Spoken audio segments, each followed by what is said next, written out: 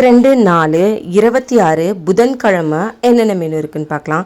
கத்திரிக்காய் முருங்கைக்காய் மாங்காய் சாம்பார், கீரை கூட்டு, மாங்காய் பச்சடி, அவியல், வாழைக்காய் கத்திரிக்காய் கொண்டக்கடலை வறுவல், வெண்டைக்காய் கொண்டக்கடலை புளிமண்டி, உருளைக்கிழங்கு பட்டாணி காலிஃப்ளவர் வறுவல், காளான் பிரியாணி, காளான் கிரேவி. புதன்கிழமைன்றதுனால போன வாரம் கூட போடல, இந்த வாரம் உருண்டை குழம்பு கண்டிப்பாக போட்டிருக்கோம்.